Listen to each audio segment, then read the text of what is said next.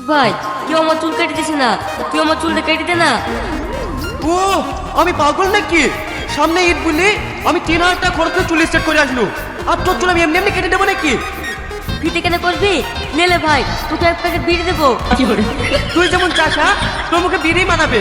সামনে যে ঈদ, ভালো ভালো ছেলেকে চুল কাটবো, দুটো সিগারেট খাবো, সে ক্ষমতা তোর নাই। ভালো ছেলে না চুল কাটে কি হবে বল? ফালতু ফালতু পয়সা নষ্ট।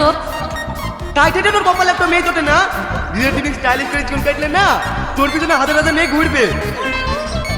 এই শফিক তুই সত্যি বলছি ভাই, ভালো ছেলে চুল কাটলে মেয়েটা আমার পেছনে ঘুরবে? অবশ্যই ঘুরবে, তার লেগে তো হাজার হাজার টাকা খরচ করে চুলের পিছনে। তাহলে আমিও যাবো ভালো ছেলে চুল কাটতে, তুই আমাকে কবে নিয়ে যাবি? ঠিক আছে কালকেই যাস। মা আমি বড় ছেলে চুল কাটতে যাবো, আব্বাকে টাকা দিতে বলো। আমাকে কেন বলছি, তোর আব্বাকে গিয়ে বলবে না? আব্বাকে বলে কোনো কাজ নাই, বড় সেলুনে 1 গুচ্ছ টাকা লাগবে, অত টাকা আমি দিতে পারবো না। তাই কি তো 2 বছর ধরে মেয়ে দেখছো, আমার সাথে একটা অভিযোগ লাগাতে পারলি না। কপালে যেদিন বিল লেখা থাকবে সেদিন বিয়ে হবে, অত তাড়াহুড়ো করিসনি। আমার বিল্ডিং আমি টানাও করছি নি, আমার বিয়ে আমি নিজে করে নিতে পারবো। তুমি আমার চুল কাটলে টাকা দিবা কিনা তাই বলো। ওগো সামনে বছরকার দিন আসছে, ছেলেটা এই যে চুল কাটার জন্য টাকা চাইছে, তুমি দিতে পারছো না? তোমার না সবসময় বেশি বেশি। এই শোন, 1000 টাকা দিনু, চুল কাটবি আর ঈদের পোশাক কিনে নিয়ে আসবি, আমার সাথে আর টাকা চাবি নি। ঠিক আছে আব্বা।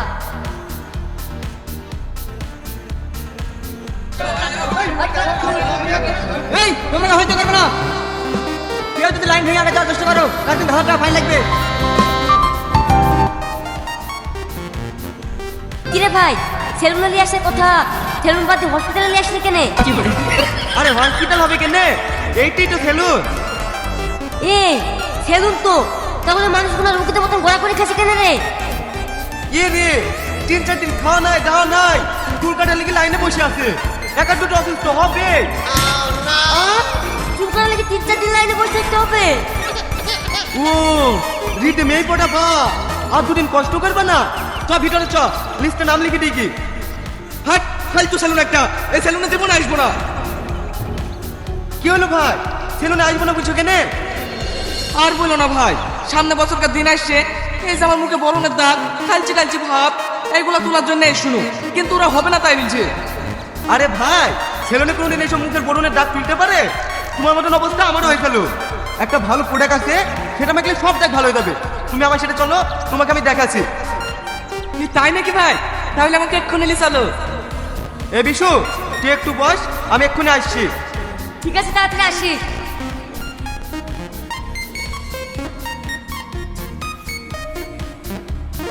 এটা দেখ, এটা হলো হিমালয়া পিউরিফাইড নিম ফেস ওয়াশ। বোনোর হাত থেকে রক্ষা পেতে এটা আমি ইউজ করি। ইউজ তো করিস, তার কোনো সাইড ইফেক্ট নাই তো? আরে না না, সাইড ইফেক্ট থাকলে কি আমি ইউজ করতাম? এটি 100% ন্যাচারাল নিম দিয়ে তৈরি, এবং এর অ্যান্টিব্যাকটেরিয়াল ফর্মুলা ত্বকের উন্নতি করতে সাহায্য করে। তাই নাকি? তাহলে এটা কিভাবে ব্যবহার করবো ভাই? এটা ব্যবহার করা একদমই সহজ। প্রথমে জল দিয়ে মুখটাকে ধুয়ে নিতে হয়, তারপর এটা অল্প পরিমাণ হাতে নিয়ে ধীরে ধীরে পুরো মুখটাকে ম্যাসেজ করতে হয়, বিশেষ করে যেখানে বনো আছে।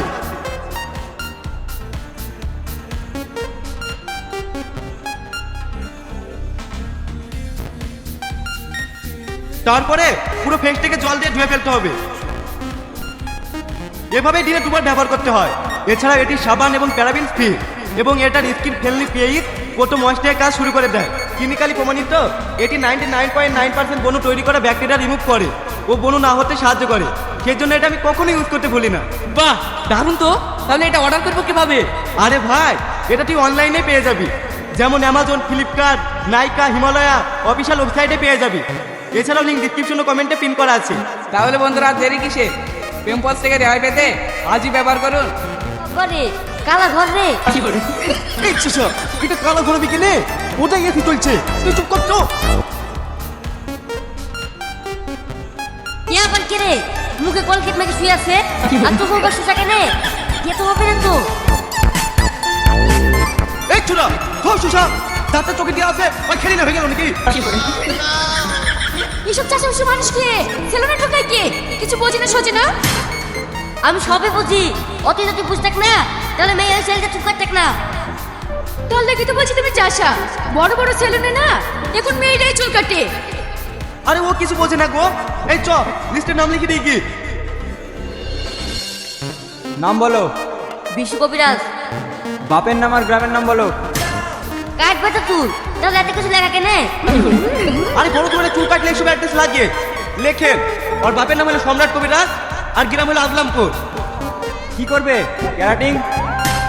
এই শফিক, তুই আর কোথায় লেখছিস রে? আমি এখানে মারামারি করবো নাকি? তাই ক্যারাটি করতে বলছে।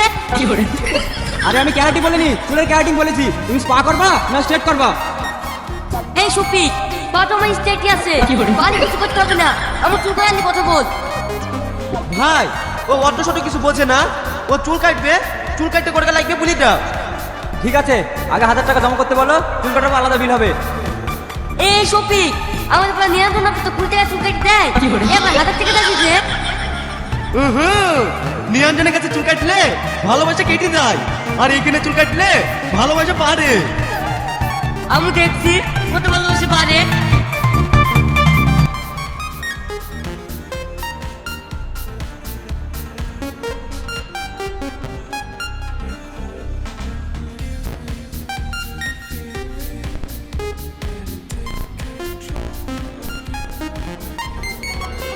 এটা তো খাবার নিয়ে এসছি, তাড়াতাড়ি খেয়ে নাও।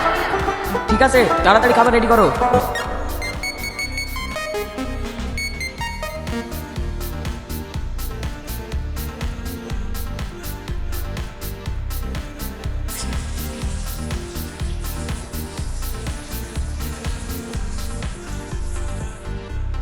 অমনে মুখে আছে যে, এদিকে ঘোরো। ও খেতে দিবা, দাও। ঠাসটা চড় মারবো, তোর জন্য খাবার এনেছে না, আমি এনেছি আমার স্বামীর জন্য খাবার। ও আমারই ভুল ছিল, তোমাদের স্বামী স্ত্রী তো ভালোই মিল। আরে আমাদের স্বামী স্ত্রীর কোনো মিল নাই, ঈদের বাজার খাওয়ার টাইম পাই না বলে খাই দিতে এসছি। ভাবনার সাথে বকর তো একদম চাচা, ও বাড়িতে বুঝবে। এই মেয়ে শুধু তাকে কাছে করছে, তার স্বামী না, তার তোমার স্বামী। ও একটা পুরুষ হয়ে তোমায় খাই দিছে। এ চুলা সব কিছু বকিস কিনে রে, তাড়াতাড়ি বাইরে চ, নাহলে পিছিয়ে যাব। এদের সঙ্গে ফাঁকা থেকে বসে পর। এ শালা কে রে? সব ও ভাই, তুই খাবার খাই দিলি কেন? আমি আমার ভাই তুই তো এখানে বসে আছি, আর তুই খাওয়া বসে বললে হবে? তুমি আমার মুখে বললে কার্তিক, কথা হাত দিলি কেন? এ চুলা বেশি বকিস নি তো, চোখ পিছনে লাইনে বসে কি।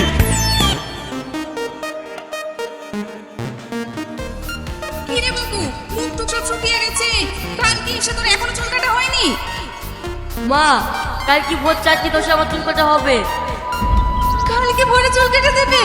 তুই তো রাত থেকে মশার কামড়ে মরে যাবে মধু, তোকে চুল কাটতে হবে না, তুই বাড়ি চ। মা, আমার চুল কাটার টাকা দেওয়া হয়ে গেছে, আমি চুল কেটে গিয়ে বাড়ি যাবো। তুমি কি খাবার নিয়েছো? আমাকে সাথে খেতে দাও। ঠিক আছে বাবু, খাইয়ে দিচ্ছি।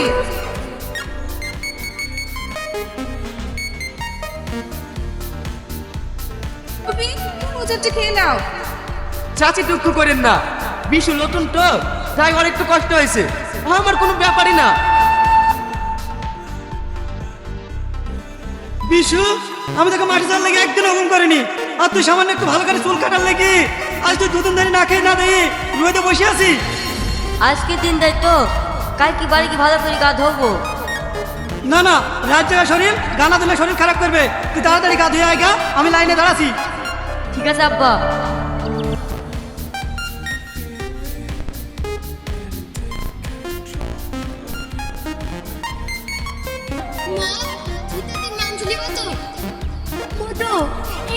মাংস কিনে দেওয়ার ক্ষমতা নাই, সামনে কোরবানিতে সবাই মাংস দেবে, তখন খাই।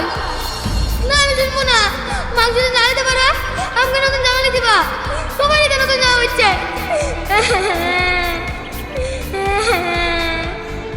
কাঁদিস নি মধু, আজ কি মরলতে বাড়ি যাবো, ওদের ছেলে পেলে ভালো জামা সব ফেলে দেয়, ওইটা থেকে তোকে একটা ভালো জামা লিখে দেবো। না মা, এবার আমি পুরাতন জামা নেবো না, আমি এবার নতুন জামা নেবো। মধু, জেদ করিস নি, আমরা গরিব মানুষ, আমার কাছে 1 টাকাও নাই, তোকে জামা কি করে কিনে দেবো? আর যদি তোর আব্বা বেঁচে থাকতো, তাহলে তোকে নতুন নতুন জামা কিনে দিত। জবাব চাষি, তোমার সবাই কাজ ঝুঁকে নে। কি করবো মধু, সামনে বছরকার দিন আসছে, আমার ছেলে নতুন জামা নেওয়ার লেগে কাটছে, আমার কাছে 1 টাকাও নাই, যদি তোর বাজার করবো, তাহলে এই হতভাগা মায়ের কথা ছাড়া কোনো উপায় আছে? ঠিক আছে চাচি, আমি দেখছি। আব্বা, তাহলে বস্তা রেখে নামাও। চাচি, এ দেখো তোমার ছেলে মেয়ের লেগে জামা আর তোমার লেগে একটা কাপড়। আর এই নাও কিছু টাকা, ঈদে মাংস কিনে খাবা। বাপ, তুমি যে বড় মানুষের পাশে দাঁড়িয়েছো, তোমার যে কত বড় মন, আল্লাহ যেন তোমার ভালো করে। বাবু, তুই চুল না কেটে ওই টাকা দিয়ে তো চাচিদের সাহায্য করছিস? হ্যাঁ মা, 2000 টাকায় চুল কাটিয়ে ঈদের দিন দাম করার থেকে ওদের পাশে দাঁড়ানো অনেক ভালো। দেখলে বাপ, আমার ছেলে কত বুদ্ধি। বিশু ঠিকই করেছে। এই সমাজের অনেক বড় লোকরা দান ভাই প্রচুর টাকা খরচ করে, কিন্তু পাশের বাড়ি গরিব মানুষটা বছরকার দিনে খাবার হইলো কি হইলো না আমরা কেউ দেখিনি। তাই আপনাদের সবারই উদ্দেশ্যে বলছি, গরিব মানুষের পাশে দাঁড়াবে। আর ভিডিওটা ভালো লাগলে একটা লাইক করবে।